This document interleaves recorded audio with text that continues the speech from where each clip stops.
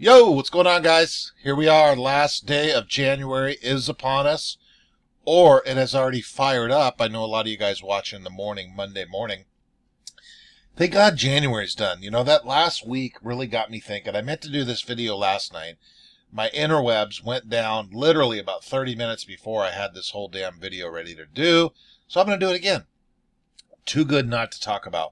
What I want to do on especially the last week, I've been thinking of this a lot. You guys know if you've been watching me, and a lot of you guys as well. The buy button removal last January 28th, we're on the anniversary of, which we celebrated, right, on Friday, was probably one of the most biggest shit show events that I've ever seen in my entire life as far as breaking rules, criminal, as we're going to touch on in a minute. Just, we know what it was, right? So it had me thinking of this too, and it all weekend long, especially Friday and Saturday. But we've touched on this. A lot of you guys have seen this, but I think it's a good refresher to know the criminals we're up against, the lies.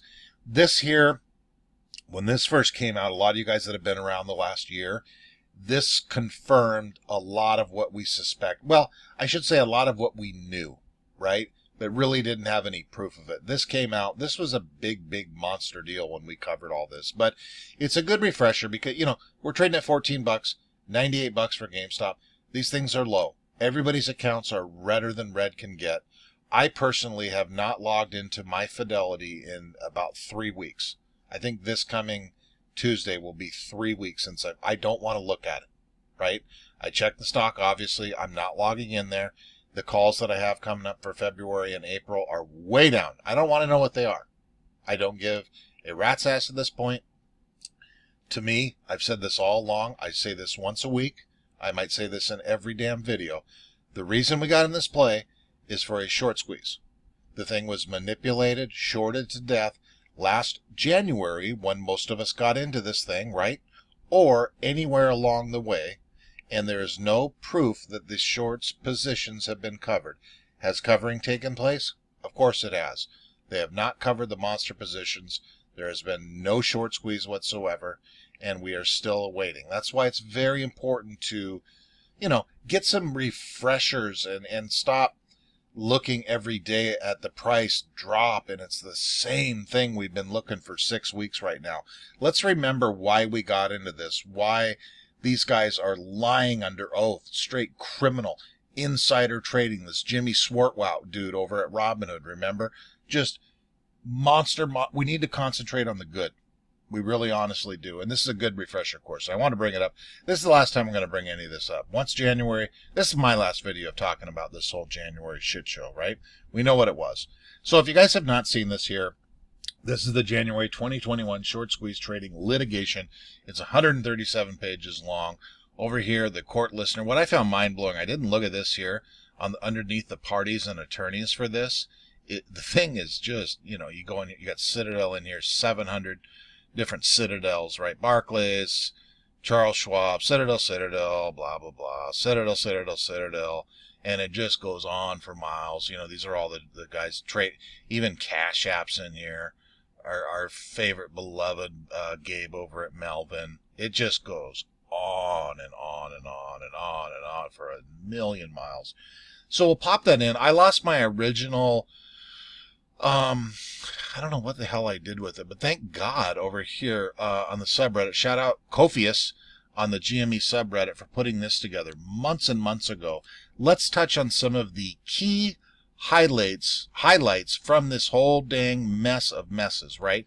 Good refresher course, even if some of you savages that are tuning in might not even know a damn thing about it. It's super awesome. This will blow your mind. We're just going to touch on a few of the things here on what happened. The bottom line, in a quick little TLDR before we get started, the quickest way to put it is there is proof of perjury, insider trading. We know, you know, Citadel and Robinhood talking. We know why this buy button was took away. We pretty much know why Citadel bailed out Melvin because they were about to explode and cause GME just to go through the absolute Orbitsville past the moon last January, right? But some of the highlights in here, The beginning of these, the highlighted stuff, I did go through this. The middle part of it's going to talk about the payment for order flow, which we've been talking about for a year, right? And Robinhood lying to their customers, blah, blah, blah. But the bottom line of it, the beginning of this goes to talk about the couple days before the buy button removal on the 28th of January 2021. Robinhood knew at the highest levels of the company that risk management system was strained to the breaking point during the week of January 25th.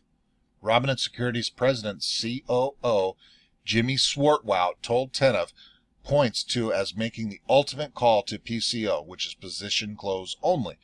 Says in an internal chat on January 26, 2021, I sold my AMC today, FYI. Tomorrow morning we are moving GME to 100%, so you are aware. Even after the NSCC exercise its distraction to reduce the capital call to protect the system from Robinhood's admitted default, Robinhood held fast to its decision to implement a position close only, deciding before 8 a.m., an hour and a half before the market opens on the 28th. PCO the top four, AMC, GME, Nokia, BlackBerry, despite acknowledging we aren't paying $3 billion worth. Robinhood advanced numerous lackluster and contradictory justifications for its actions. First, it inserted the unprecedented market volatility was the cause. Come on. Massive capital call, extreme market volatility, and even the short squeeze events are not new phenomenon. No, they're not, Robinhood. Usual, however, was the activity of concentrated in the portfolios or firms that primarily support individual investors such as Robinhood, blah, blah, blah. Robinhood's, okay, hold on. There's a part in here I want to kind of skip through. It's about the payment for order flow. Robinhood approximately 130 million, including all-time breaking record financial systems. We don't need any of that. The terms, okay, here's the payment for order flow stuff, you guys. Their monster revenue. Remember, right when COVID hit, every other mother's at home on the damn Robinhood app, taking all their government money and throwing it in Robinhood. As we know, most of you guys know that they absolutely killed it during that time period. Revenue $277 million and $958 million. Annual growth of 245%. The year before in 2019, they didn't do squat-oosh. So those numbers were monstrous, you guys. Robinhood customer temp, no. Self-clearing, Robinhood, helpless cause are easily fit. This is all about payment for order flow. Resource, blah, blah, blah. The broker must exempt. Dibbity doo-dah. Each time Robinhood customers, market makers such as Citadel, talking about payment for order flow with Citadel. We know all about that. Payment for order flow. Robinhood derives 60% of its revenue from payment for order flow. Yes, they do. And they're going broke, by the way. False misleading statements to customers, failure to blah, blah, blahs. Failure to create, mission controls.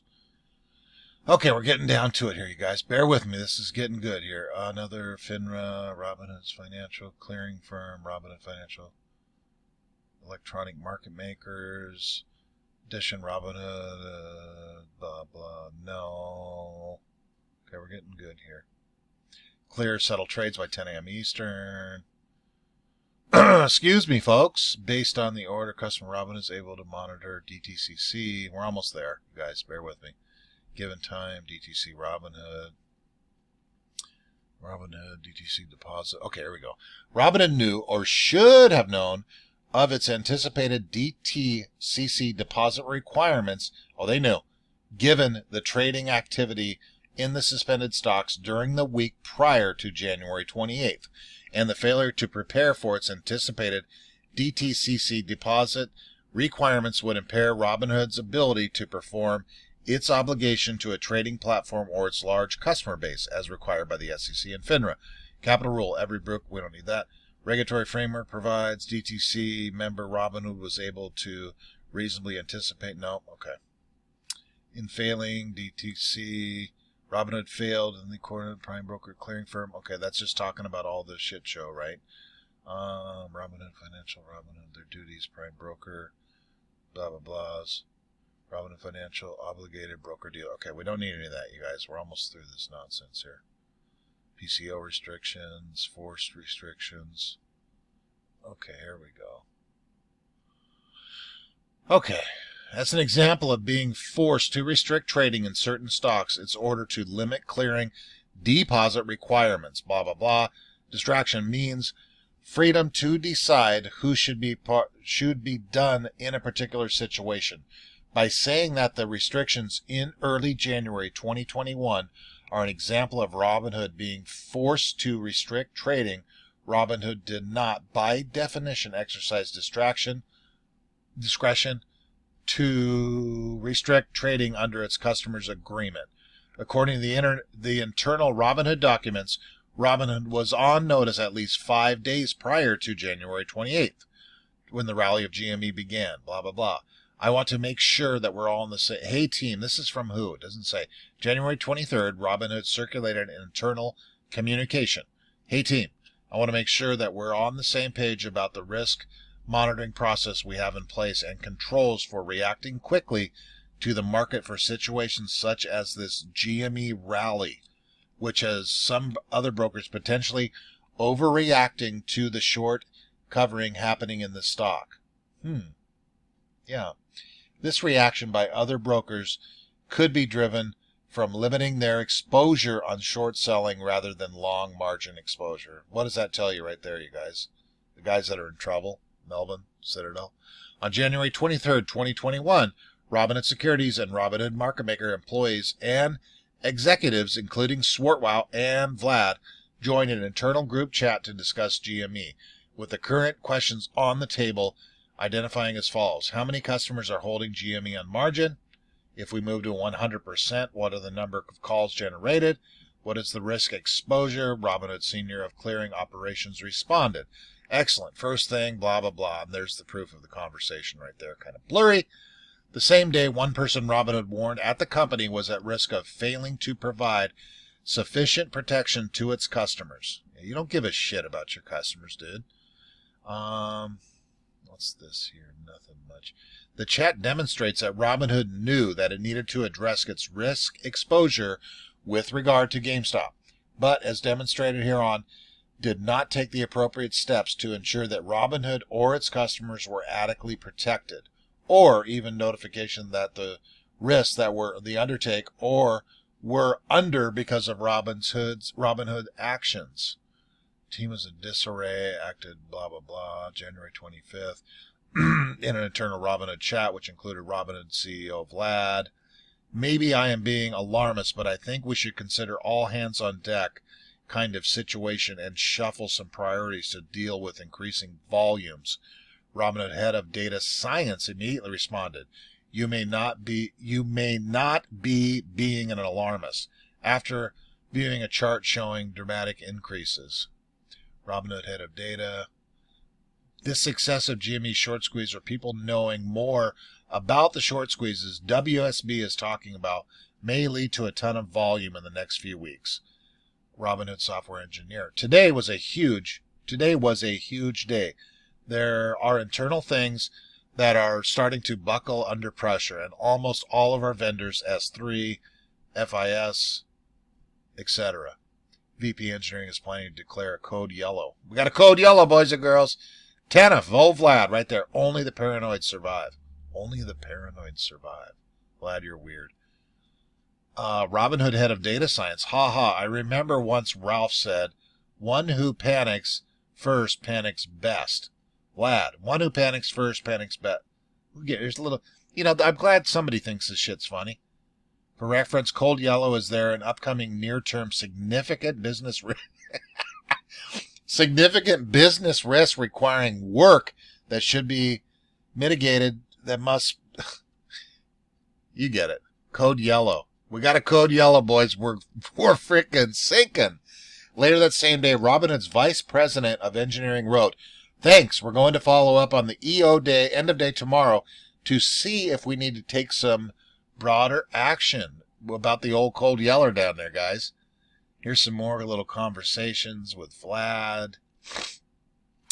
One thing I am not clear about, rudder lag, is how close we are to redlining.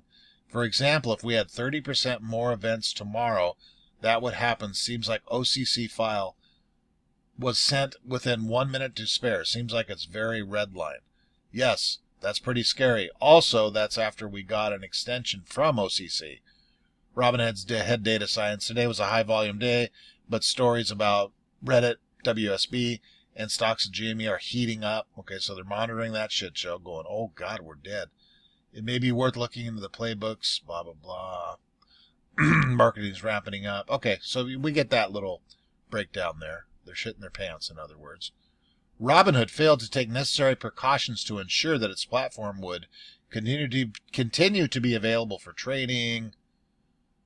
Blow back from this. Okay, let's skip some of this nonsense, you guys. January 26, Robinhood Securities NSE data. Robinhood Securities deficient of 84 bill.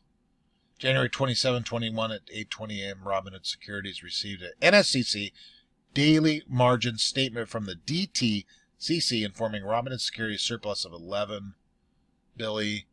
Maybe a mistake. Intraday calls.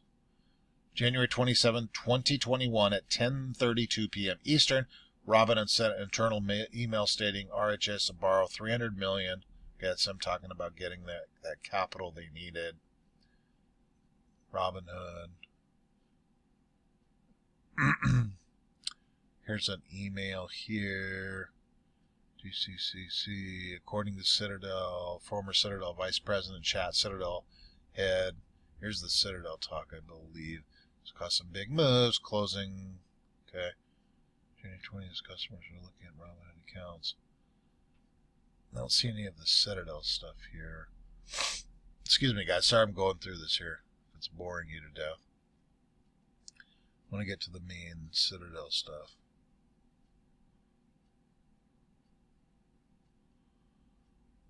Vladdy. There's Vladdy Tenef. Vlad. What do you think Vlad's doing right now on a Sunday night, you guys?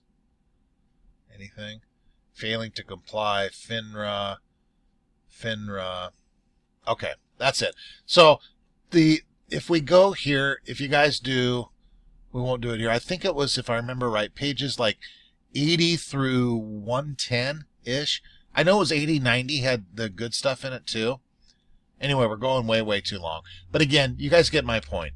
Let's remember that these guys are thieves. They're billionaire thieves. They're gigantic monsters that walk the line of being criminals every minute of every day.